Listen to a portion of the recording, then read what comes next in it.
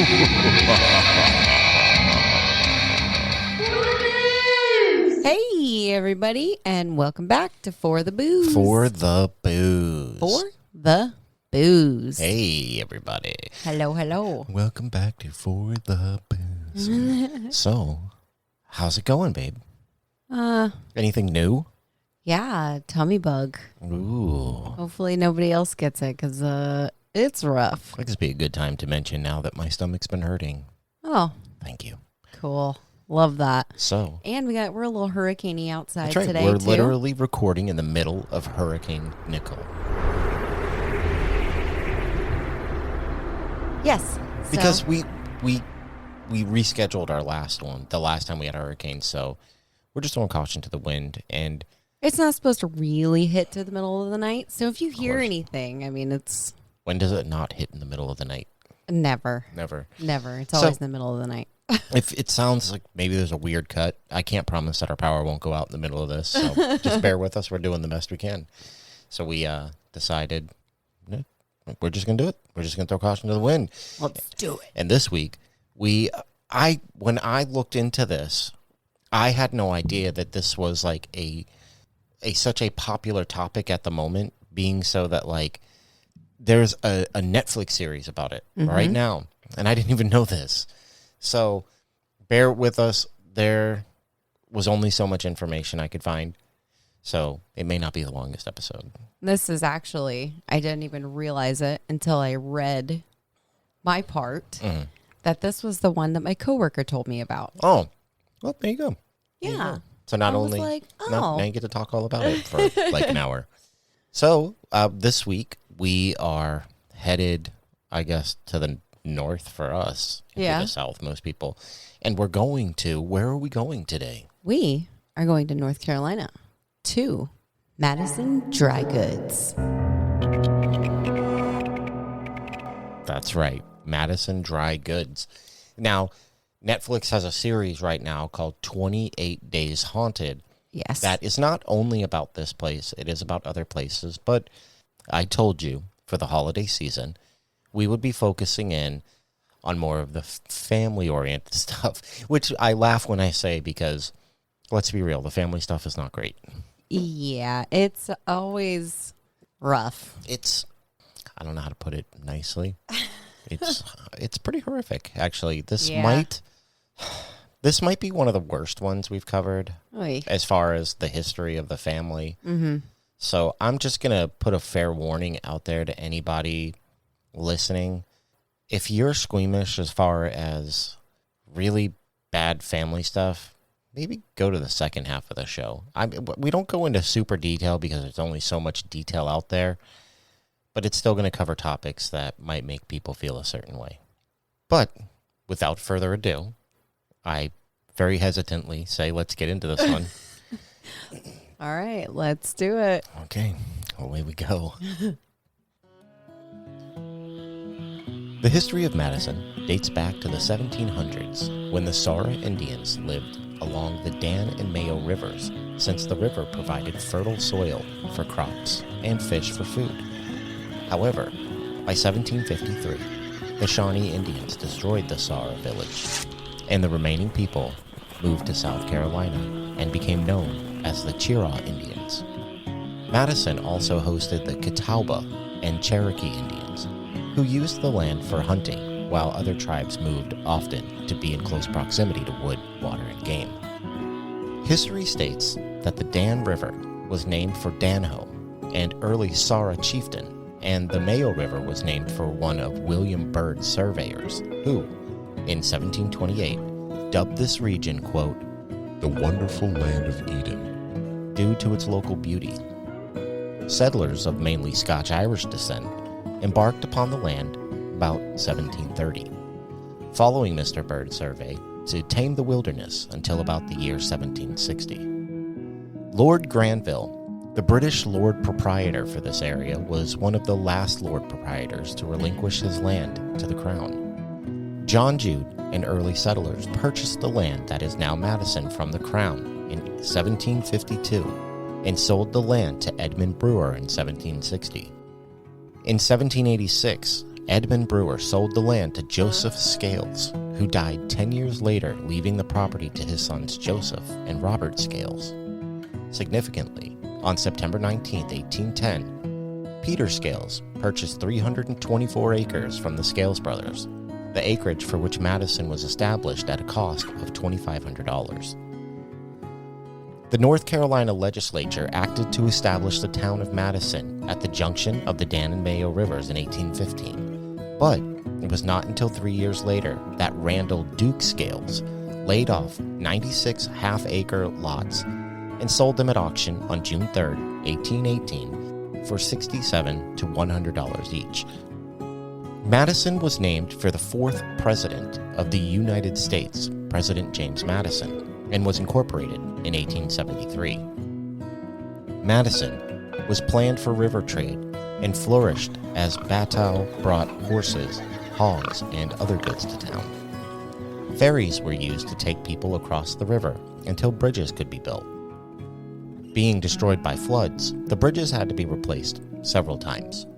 Then, in 1830, a toll bridge was built across the Dan, creating the only currency known to have been produced in Rockingham County. A covered bridge was built in 1887 and remained in use until a higher bridge was constructed at the end of Academy Street in 1931. In the mid to late 1800s, Madison was a thriving tobacco town with as many as 44 plug tobacco factories.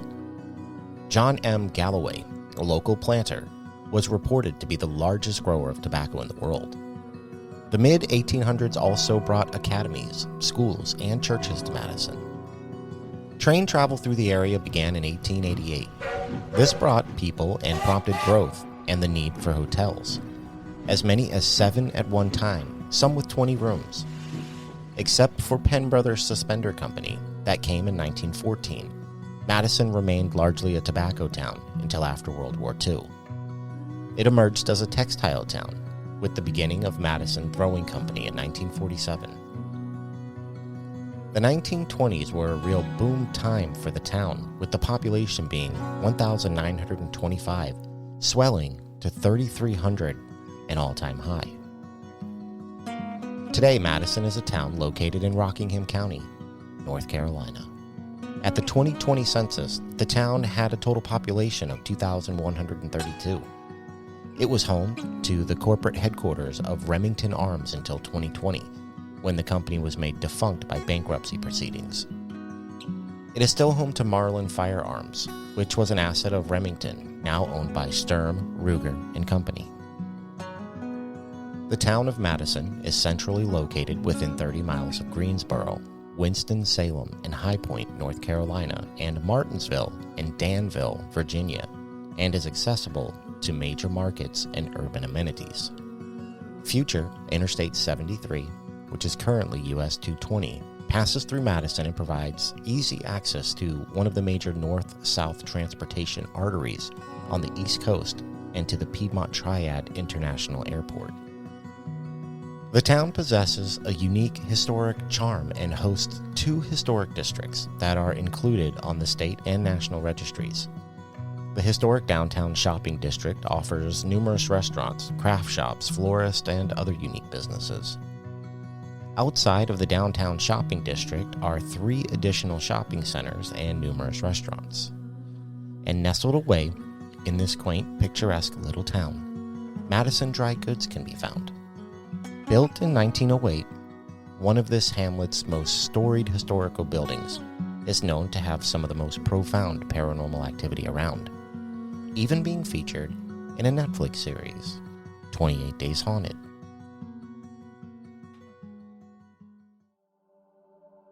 Home to Madison Dry Goods and Country Store for the past nearly 30 years, the building at 104 West Murphy Street in the heart of downtown has been home to a variety of businesses over the decades. And the structure is attached to one of the most gruesome mass murders in North Carolina history, the 1929 Lawson family murders. In 1911, Charles Lawson married Fanny Manring, with whom he had 8 children. The third, William, born in 1914, and died of an illness in 1920. In 1918, following the move of his younger brothers Marion and Elijah to the Germantown area, Lawson followed them with his family. The Lawsons worked as tenant tobacco farmers, saving enough money by 1927 to buy their own farm on Brook Cove Road. In 1929, just days prior to Christmas, Lawson, 43 at the time, took his wife Fanny, who was 37, and their 7 children, Marie, age 17, Arthur, age 16, Carrie, age 12, Maybelle, age 7, James, age 4, Raymond, age 2, and Mary Lou, who was just 4 months old, into town to buy new clothes and to have a family portrait taken. This would have been an unusual occurrence for a working-class rural family of the era, which has led to speculations that Lawson's act was premeditated. Posthumously, it was speculated that he had impregnated his eldest daughter, Marie. Lawson, having purchased his own farm 2 years previous, however, together with the fact that an Associated Press wire that went out on the day after the murders characterized Lawson as a, quote, well-to-do farmer, would make a pre-Christmas shopping spree appear reasonable. On the afternoon of December 25th, Lawson first shot his daughters, Carrie and Maybelle, as they were setting out to their uncle and aunt's house. He waited for them by the tobacco barn until they were in range and shot them with a 12-gauge shotgun, then ensured they were dead by bludgeoning them. He placed the bodies in the tobacco barn out of view. Afterwards, Lawson returned to the house and shot his wife, who was sitting peacefully on the porch. As soon as the gunshot was fired, Marie, who was inside, let out a blood-curdling scream, while the 2 small boys, James and Raymond, attempted to find a hiding place. Lawson shot Marie, and then found and killed the 2 little boys. Lastly, he cold-heartedly found and killed the baby, Mary Lou.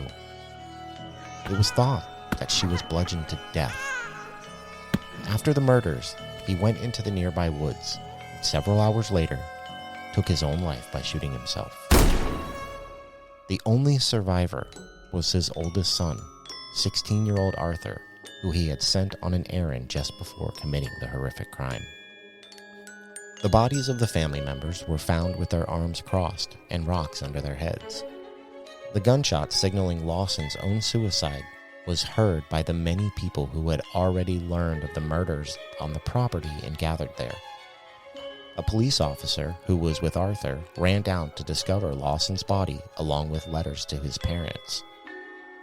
As footprints circled the tree, it was suspected that he had been pacing around the tree prior to deciding whether he would take his own life or not.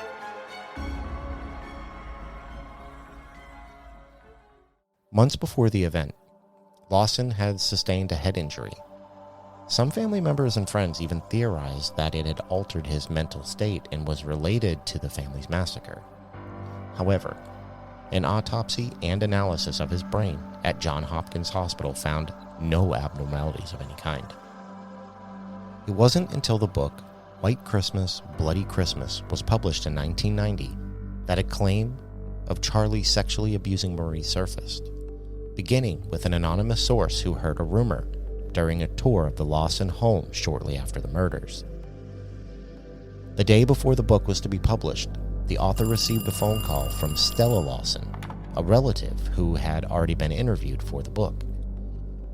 Stella said that she had overheard Fanny's sister-in-law and aunts, including Stella's mother, Jetty Lawson, discussing how Fanny had confided in them that she had been concerned about an, quote, incestuous relationship between Charlie and Marie.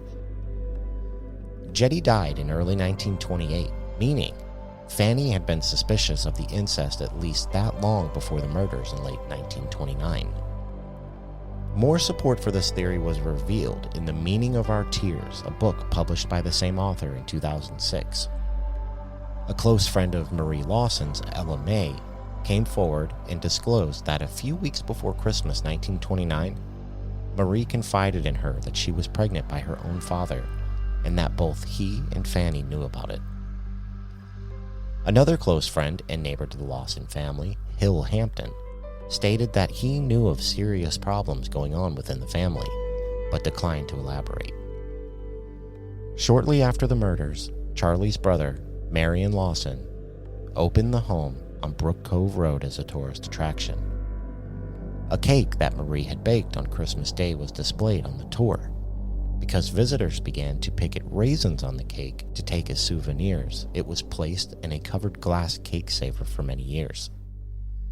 The event inspired a number of songs and other tributes, including the murder ballad, quote, "The Murder of the Lawson Family," which was originally recorded by the Carolina Buddies for Columbia Records in 1930, and covered by the Stanley Brothers in March 1956. More recently, the case was also featured on an episode of the PRX podcast, Criminal. The generally peaceful community of Germantown in North Carolina was left baffled after Charlie Lawson murdered his wife and 6 children before turning the gun on himself. While many stories and accounts have been associated with the murder, investigators were taken aback by the sheer brutality of the crime.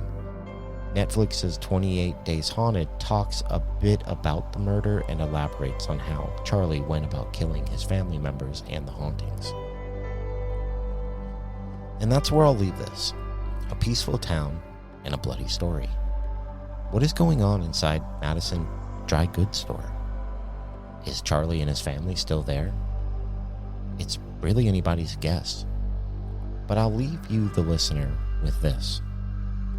With a town motto of, quote, "Bridging the past with the future," is it really a surprise that the Lawsons may still be hanging around? Well, that was a lot to take in. I told you it was going to get a little dicey there. Yeah. Some of those claims I wasn't really expecting to come across. They were pretty gnarly. We've covered some with last week's episode. You know, I thought that was pretty bad with the DeFeo murders, but this added another element on top of it, and that was that he impregnated his own daughter. And while we're not a true crime podcast in any way, I find it very interesting when we do hauntings that we can link to like a true crime case. And I don't think I was really prepared for what I had read because it blew my mind. I remember coming out of the room and telling you like, "Oh my, I just wait till we have to read this." Yeah, that was a lot. You know, and it really didn't sit well with me with the bludgeoning of a 4-month-old baby. And I have children, and I could just even if my life were to get bad enough to get to a point where I would take my own life, I couldn't imagine taking my baby with me. Right. It's just insane. But that's the story. I mean, incest back then, I guess, was still bad. It's still really, really, really bad. Yes. I would imagine it was a more common occurrence. But it was a more common occurrence. However, it's still not right. And I think he knew that. But then to bring up the fact that he had a head trauma, and that may have contributed to it, but then scientifically looked into it didn't though, because Johns Hopkins Hospital actually cut him open and looked, and there was nothing wrong. So that theory's out the window. Right. Nobody really knows why he did this. The only thing I could think of is that while the incestuous thing may have been a more common occurrence back in the day, I don't think it was looked at any better than it is today. Right. And maybe the fact that this was happening was he couldn't let that out into the world because it would ruin him. I mean, he had a farm, he was successful, and yeah. This always said they were well off. They were a well off family, so they weren't hurting. But that's rough. You know, this is 90-something years ago, and we're never going to know. So it just is what it is. But it did now, because it's the family holiday season. There's obviously a haunting that goes with this, and we are going to learn all about that from you. All right, let's do it. And now, time for an ad break. And now, back to our show.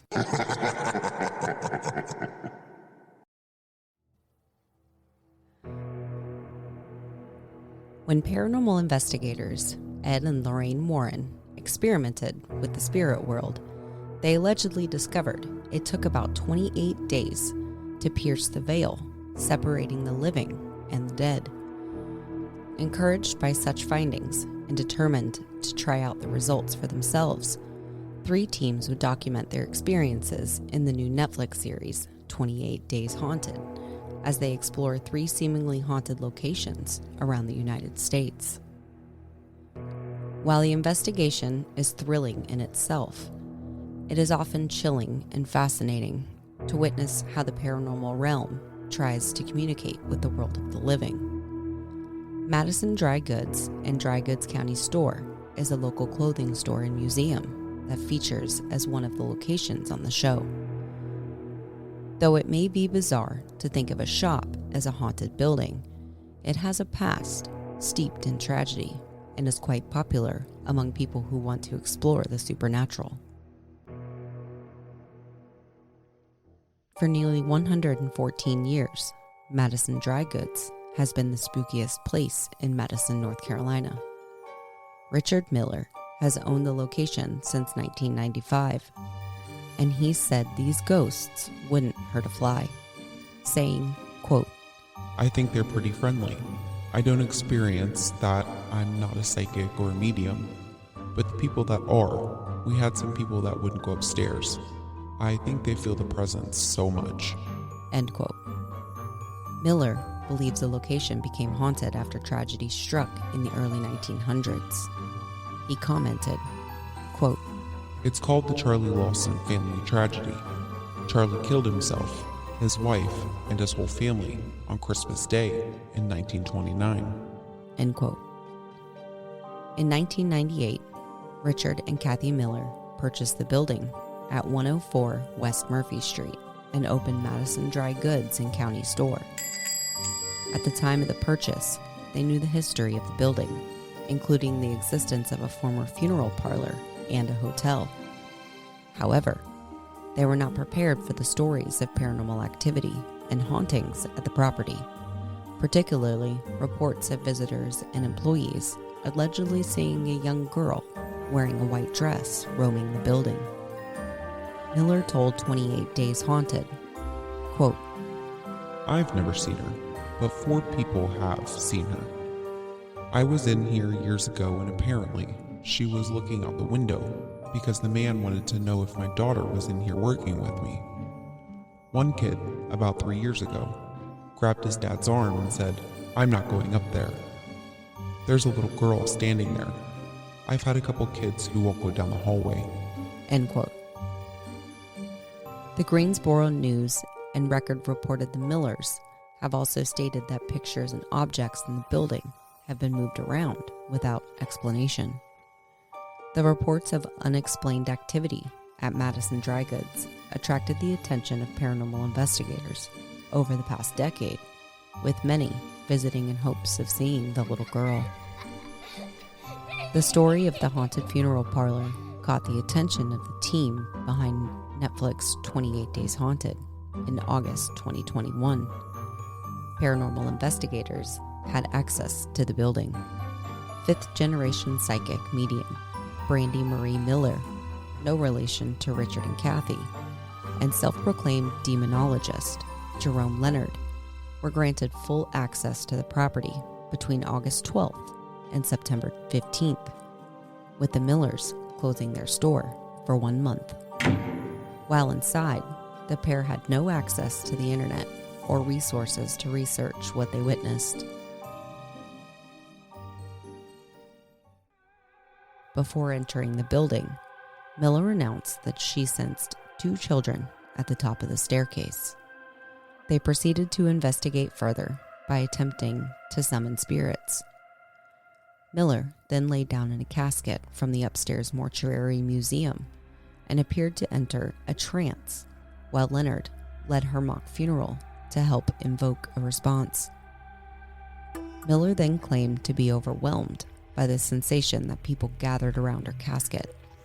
and said she could see a woman standing at the end of the box. She would then complain of a pressure on her head and ran out of the room. Over the next 28 days, they would record loud noises and flickering lights, and would even report to hear voices, strengthening their belief that the building was in fact haunted. It really shouldn't surprise anyone that there is a small museum or shrine devoted to the murders in Madison, North Carolina. While the upstairs museum at the Madison Dry Goods doesn't hold much in terms of artifacts, you can see a photo of the family, a photo of Lawson in his casket, a photo of the hearses, and 2 newspaper clippings. It is the museum's location that makes it notable. The second floor of Madison Dry Goods was the former home of T.B Knight Funeral Home, where the 8 members of the Lawson family were embalmed. No, the murders did not take place at Madison Dry Goods. The murders took place at the Lawson family property, so you may wonder why the Madison Dry Goods store is the location haunted by the Lawson ghosts. Before it functioned as a local convenience store, Madison Dry Goods was a funeral parlor. This is where the Lawson family was embalmed, and their ghosts are said to remain in the property. As seen on the Netflix series 28 Days Haunted, the store nods to its history as T.B Knight Funeral Parlor, with a room dedicated to its history. T.B Knight was selected as the parlor to embalm the family, as it was reportedly one of the only funeral parlors with an elevator, which would be needed to move 8 caskets. The death of the Lawson family was national news, and 5,000 people attended the funeral. Songs and books were written in the aftermath of the murder, living on as a folklore tale. As a result, the Lawson family house remained open as some sort of tourist destination, according to Trudy Smith on the This Is Criminal podcast. Locals could go visit the murder site, where all the haunting details, such as bloody pillows, were kept in place. It was reportedly opened as a tourist destination by Charlie Lawson's brother, Marion. Visitors were charged just 25 cents to go into the murder house. Although it is unclear if the murder is related to the supernatural sightings in the building, people passing by have often talked about seeing a ghostly young girl at the first floor window. The girl has also been spotted sitting in a chair by herself, and people who have been inside the building speak of a chilliness that comes and goes by itself. The present owners of the building, Richard and Kathy, claimed that they often had people who would feel uneasy when walking down the corridors, and venturing upstairs was a complete and absolute no-no for many. Madison Dry Goods and Dry Goods County Store still serves as a local clothing store, but it has also become an attraction for people seeking out a supernatural experience. While the retail shop is situated on the ground floor, the owners have converted the second floor into a museum, which contains several curios from the funeral home, as well as pictures and newspaper clippings about the loss from the unthinkable family murders. Apart from the museum remaining open on all days, the store has recently been swamped by requests from paranormal hunters and investigators for an opportunity to spend a day or two inside the building. The Millers are quite excited about the newfound fame and divulged that they are equally enthusiastic about the discoveries paranormal investigators may find. And unfortunately, this is ultimately where the story ends. While being a trending topic and having its own Netflix series, it doesn't seem there is much evidence online, or anywhere for that matter, legitimizing the claims of paranormal activity here. But there are statements that have been made that would say otherwise. Like stated above, the series presents the Warrens' theory of a 28-day cycle, with the core concept being the longer you stay in a haunted location, the more activity you may experience, which makes theoretical sense regardless of whether one is a fan or a critic of Ed and Lorraine Warren. By definition, the paranormal means beyond current scientific definition, so there aren't any rules, but extending the length of time at a place is something paranormalists have been trying to do for quite some time. Within the paranormal reality TV genre, most series filmed for several days at their haunted destination, but they don't stay there. Nick Groff and Katrina Weidman did stay overnight for 72 hours on site in their show Paranormal Lockdown.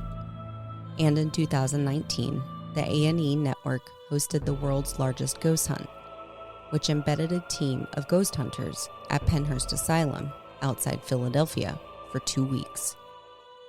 From 1937 to 1938, well-known psychic researcher Harry Price spent a year at the Borley Rectory, which he called the most haunted house in England. Although there has since been concerns raised about his tenure, but the 28 days is a uniquely specific number for activity to fully present itself. And this is where it's left up to you, the listener, for you to draw your own conclusion on what you've heard. We looked, and this was all we could find. As impressive as a lot of this may sound, it is concerning that the only accounts that we are able to visually see or hear come from a Netflix series, especially when it is surrounding a local story well known by many of the townspeople. While we definitely cannot tell you 100% if these accounts are real and accurate, what we can tell you is that it sure does make for a compelling story. So we would like you to ask yourself one question. If you found yourself in Madison, North Carolina, would you be able to make it in the Madison Dry Goods store with the ghost of a little girl and possibly the entire Lawson family for 28 days? Yes. Yes. 28 days. Yeah, it's a long time. That is a very long time. It's almost a full month I know. of sitting there in what you believe is a haunted location. Mm-hmm. Now, like I said, this isn't there. From my understanding, I'll be honest with everybody. We didn't watch it. No, we have not. Okay, but my understanding is there are 3 teams, and all 3 teams go to a different location for 28 days. But for some reason, this one just fit our criteria for what we're doing this month. Mm-hmm. So this is the one we focused in on. And I didn't know anything about this place prior to doing this episode. I'd never heard of it or anything. I've never even heard of the Lawson family Me either. murders. I mean, And apparently this is a big deal around Madison, North Carolina. So yeah. it is a very interesting story. I know the history, and the murders are 100% real. Mm-hmm. Okay, that's undisputed. There are pictures of this. They're pretty grotesque. If you go look them up, they're pretty gnarly. I'm good. But I think with the impeding doom outside of our bedroom window at the moment, I think we should move straight into the... Is it real? Well, Hurricane Buddy Steve, I think that's a question we need to ask Megan. So, Megan, what do you think? What do you think about the Madison Dry Goods store and its history and the claims that surround it today? I definitely think this place could be haunted. It was previously a funeral home, and I think the tragedy that happened to the family happening at their home may have kind of stunned their spirits, if you will.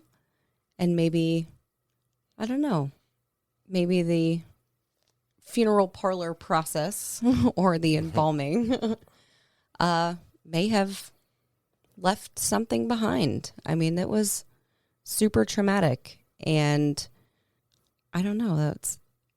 I really think things could be left behind here. So Okay. What about you? Well, I want to agree with you, but I don't think it's real at all. Okay. I think it is completely fabricated.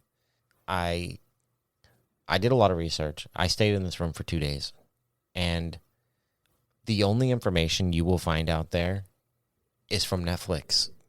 That's it. It's only from Netflix, outside of the historical parts of it. So if you want to find the Lawson family murders, it's very easy. There's an entire Wikipedia page dedicated to it. You can go out and find crime scene investigations. There is no doubt that murder happened. But it didn't happen at the dry goods store.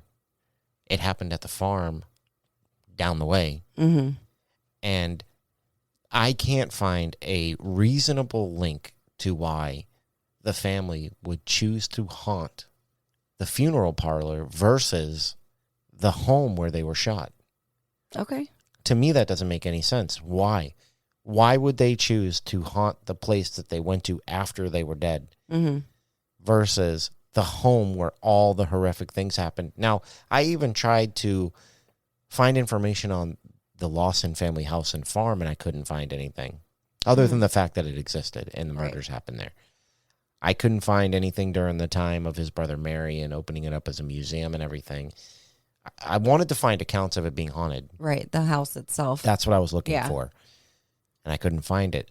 And all of the stories of people's accounts saying that they saw a little girl in the window all come from articles that are surrounded by the Netflix series. Every single one of them. Oh, see, I didn't know that. Every single one of them. Wow. I couldn't find one article that did not mention Netflix's 28 Days Haunted. That didn't, you know, I couldn't find them. I couldn't find them separated. Right. And another big thing that I found were people's reviews of this show and how horridly fake it seems. So like I said, we didn't watch it, right? Right. I planned on watching it after the fact. I don't want to have a bias going in. You know, I know a lot of stuff we do talk about, maybe we know about because we've seen on certain ghost hunter shows. But this one was different. I didn't want to have a bias coming into it, be told what to think coming on here. But honestly, the only things I could find were basically advertisements for Netflix and absolutely terrible reviews. Wow. So no. Interesting. I don't believe it's real. But if anybody out there knows where to find information on the actual Lawson family farm that ties any kind of hauntings into this, please tweet at us, email us, something. Love to do a show about that. I would love to read it. Yeah. I would love to see it. I mean, I did see some crime scene photos and they are disgusting. But other than that, like I want some solid links between the two. And not only that, I hate to keep ranting about this, but I read another article that had stated that Richard Miller, the guy who owns the dry goods store, is absolutely loving this because people are coming out in droves to his store now. And it sounds like a pretty good advertisement. Yeah. And, you know, it seems like good marketing. Yeah. So I'm not saying that I am 100% absolute in anything that we do on this show. This is my feeling. Now, if you've been there and had an experience, also tweet at us and email us, let us know. I'd love to know. I'd love to be wrong. I want more places to be haunted. I think it would be so much fun to be able to go out in one day and see these things. But see, now I'm hearing more things and more things, and I'm just kind of like, Well, this is the privilege I have of writing them, though. So when you come into it, your opinion's based solely on the facts that I get together. Yeah. You know, so you have a more unbiased opinion than me because I do have to read a lot of this stuff. You know, I got to sift through it all to get a story out of it. And unfortunately, as you can tell from this one, there wasn't much of a story to tell outside of the things that happened on 28 Days Haunted. Let me ask you a question, though. The 28-day cycle. How do you feel about that? I mean, I think there's some credence to it. I think it makes sense. All right, because like I'll use our house for an example. When we first moved in here, nothing happened. Yep. For a long time, more than 28 days. I'd say a couple years, nothing happened. And then one day it was like, I don't know if we became comfortable with the house or the house became comfortable with us. But then all of a sudden, we started seeing and hearing things all the time. So I believe I believe that there is some merit to this. I'm not even going to say 28 days because this is paranormal. You cannot You pinpoint can't it. You can't put a time pinpoint. frame. Yeah, you can't do that. Yeah. And I've already said in the last episode, I don't put a lot of faith into Ed and Lorraine. I'm sorry, I just don't. But I do believe that there is something to a certain time frame that allows you to kind of lower your guard a little bit. Yeah. You know, because you'll put up a wall. If you go in somewhere knowing it's haunted, you go in there on high alert. Right. And maybe that's not how it's going to interact with you. Mm-hmm. Maybe it wants You comfort. to be comfort. Yeah, it wants you to be Yeah. comfortable before it shows itself to Yep. you. So yeah, I think that's a good little hypothesis, you know, to run with, that maybe a show or something out there they should do a series of real. I'll tell you what, it's Discovery, right? Discovery picks up everybody doing this. Pick up some of the people we know. Okay, pick up like the arcade, or go around to all these like paranormal investigator groups on Twitter and people who aren't super famous on Facebook and all that stuff, and start going around and offering them a 30-day stay in random haunted locations And see what happens. Yeah. You know, and I bet that would be amazing. I think it would really open the door for something. Because I think, like we mentioned in the story, Nick and Katrina did their paranormal lockdown. That was probably one of love that show. Probably the only show where they actually like.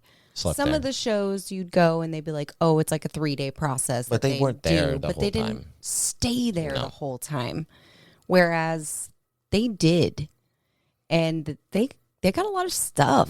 They really, really did. Well, but the majority of them, because even start way back in the day with like ghost hunters, they supposedly they were there for 2 or 3 days, but they would only go there at night. They would Right. wrap up, go to a hotel room. Exactly. You know, they would, gather their evidence and in the in-between times. But yeah, other than Nick and Katrina, they would sleep there. They would sleep inside the premises. So, yeah, I think that's like a good little theory and something to run with. And I think it's something that these TV shows could really check out, is gathering up unknown investigators. I can't stress that enough. Yeah. Stop using the same people we've seen who are out there doing it because they're getting paid to do it. Mm-hmm. You And know? I think it would add more credence and put more actual research behind the paranormal. Of course it would.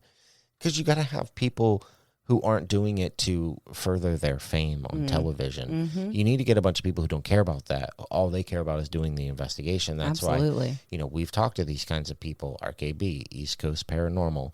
We've talked to Paranormal Nightmare. And there are we have been followed and followed back. So many investigators on Instagram, Yes. Twitter, So many. Facebook, all these different social media, avenues. There are a ton of reputable people who maybe, I'll say it, they're not getting the kind of evidence that TV groups get. You know why? Because that doesn't exist. Okay, so I say it loud and proud for the people in the back, because I know a lot of people will disagree with me here. No, they're real. No, they're not. Maybe some of it is. Maybe some of the stuff that they get is real. 10%. 10%'s real. I think few and far between. It's so little. Either they blow a lot of it out of proportion or they make a lot of it up, because I've said it before and I'll say it again over and over. You have to have a reason for people to come back and watch. People are not going to watch you go out and catch nothing. Mm-hmm. Think about it, people. This is a community that is based around science and smart stuff. So think about it. I'm not saying don't support your favorite paranormal shows, but take it with a grain of salt. Understand that everything that you are seeing is not real. Some of it is. I agree. Some of it is, but a lot of it's not. I agree. So just use your judgment. That EVP, that could be real. The ghost coming up and possessing Zach Baggins and making him do ridiculous stuff, it's probably not real. I'm so angry. Oh my God. I could always go back to that one. But yeah. I'm so angry. So this is no different. To me, this is just another TV invented story. Money grab? It's another money grab. So it's unfortunate. And I'll tell you, the history behind it's even more unfortunate. But Yes. we do have some impending doom outside at the moment. So I think maybe, oh, well, you said it was real. I said it wasn't. I said maybe it could be real. All right, I'm not giving it the seal of approval. Yeah, no, I definitely can't, not. I can't do it. It gets the big old nothing. Again.